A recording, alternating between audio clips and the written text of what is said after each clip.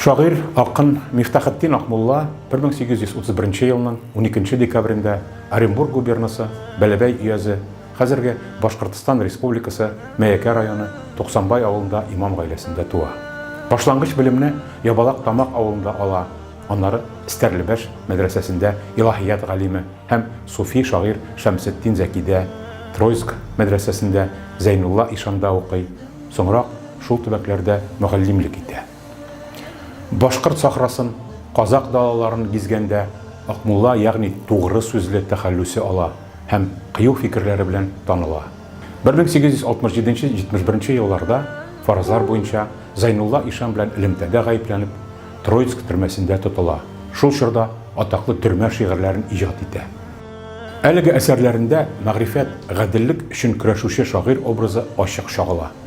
Иске карашлы дин әһелләрен кискен тәнкыйтьләп, Акмулла аларга каршы ислам дөньясындагы бөек галимнәрне, Мөхәммәд пәйгамбәрне һәм замандашларыннан Шиһабетдин Мәрҗани, Ризаэддин Фәхретдин образларын үрнәк итеп куя. Галимҗан Ибраһимов аны уяну хәбәрчесе дип атый. Шагыйрьнең иҗат хәзинәсе тугандаш өч халыкның, ягъни татар, башкорт һәм казак халыкларының уртак мирасы булып санала. Чөнки моның ныклы дәлиле бар. Ул үзенең әсәрләрен нигездә шул чорның язма татар әдәби телендә яза, шигырьләрендә башкорт һәм казак теле элементларында киң файдалана. Шагыйрь үзе исән вакытта аның бер генә әсәре 1892 елда Казанда Шиһабетдин Мәрҗанигә багышланган Мәрсиясе нәшр ителә. Аннары вафатыннан соң 1904-7 елларда ике шигырьләр җыентыгы басыла. Аерым әсәрләре Ризаэддин Фәхретдиннең әсәрендә, Шура журналы сәхифәләрендә урнаштырыла. Хәзерге вакытка кадәр Акмулланың оригиналда һәм башкорт, казак, рус телләрендә тәрҗемәдә 10 басмасы дөнья күрде.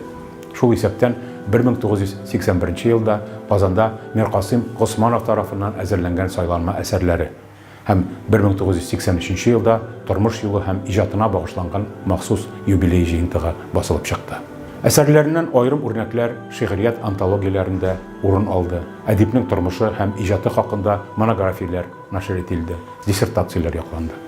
Тууына 150-175 ел тулу уңае белән Мәскәү, Казан, Уфа, Алмата шәһәрләрендә фәнни конференцияләр уздырылды.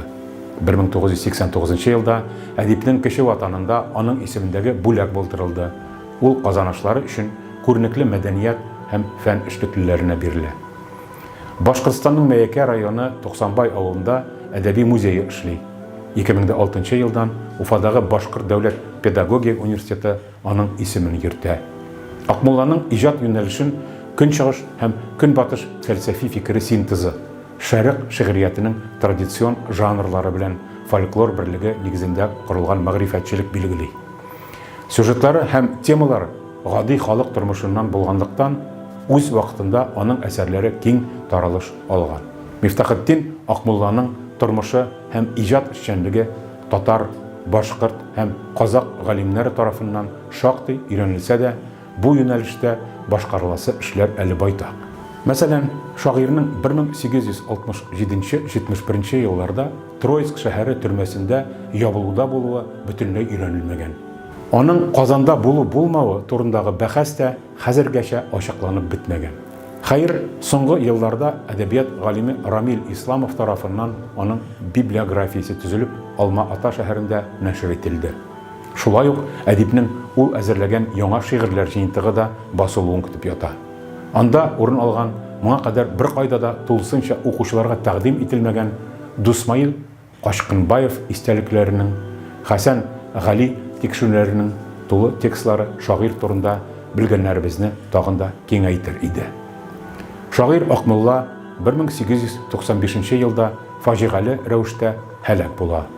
Җәсәде Мияс зиратында җирләнә.